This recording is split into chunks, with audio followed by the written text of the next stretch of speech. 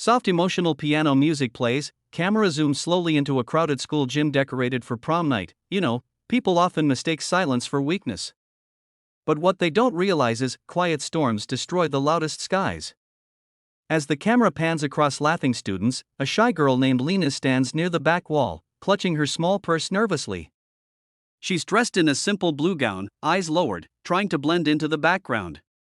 Her heartbeat is loud, her palms sweaty. Everyone's cheering for the prom king and queen nominees. Suddenly, a group of boys led by Tara, the school's most popular girl, starts whispering, snickering. They point at Lena, and when the crowd bursts into laughter at something cruel, someone shouts. Lena's quiet world begins to crack. Screen fades to black with suspenseful music, but that night, the girl everyone mocked decided she wouldn't stay silent anymore. Lena was the kind of girl who always sat in the corner, always early to class, always quiet, always the last to leave. She wasn't invisible, but the world treated her like she was. Her parents had moved to town just 6 months ago, and being the new girl in a school full of perfect smiles and hidden cruelty was hard enough. But she had one secret: Lena loved martial arts. Her late father, a retired instructor, had trained her since she was 6. But no one knew that. To everyone else, she was just the shy girl with old clothes. Prom night was supposed to be her little act of courage. She'd spent weeks sewing her own gown, saving from her part-time job at the diner.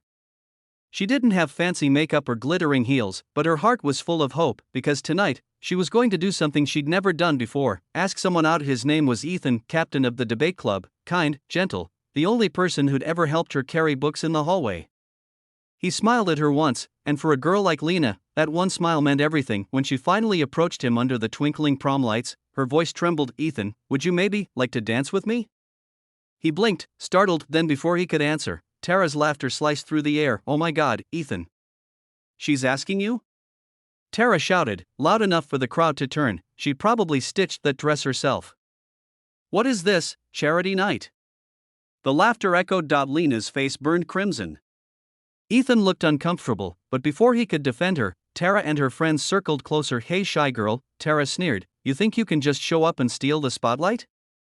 You really think he'd want you?" Someone tugged at Lena's gown from behind, then another. A sudden rip echoed across the gym. Gasps. Murmurs.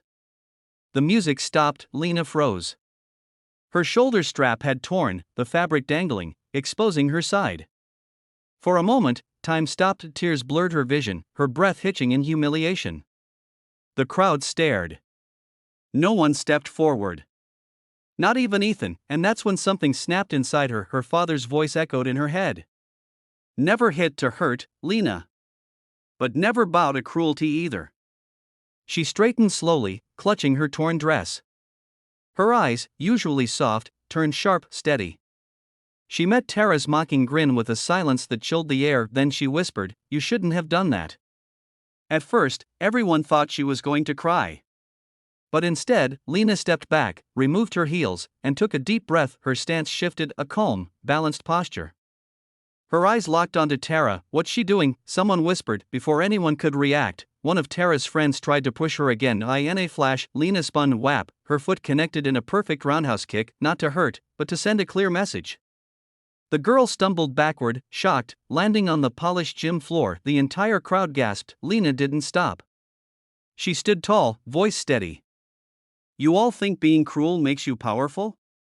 You're wrong. Real strength is standing up when everyone wants you to fall." Tara's smirk faded. "You think you're tough now?" "No," Lena said softly. "I just stopped being afraid." The teachers rushed in before things could escalate. But the moment had already shifted. Phones were out. Cameras captured the girl who everyone used to mock, standing tall, fearless, and unapologetic. By morning, the clip had gone viral across social media. "Shy girl stands up to prom." Bullies flooded every platform.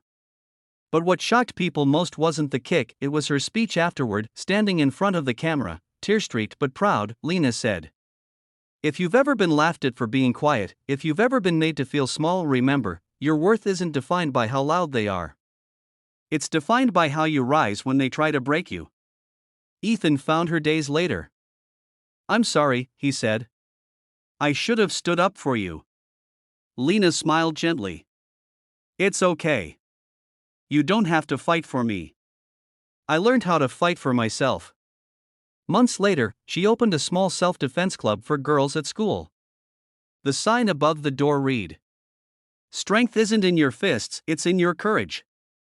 And sometimes, when the gym lights flickered late at night, people swore they could still hear the echo of that kick, the moment when a shy girl became a storm.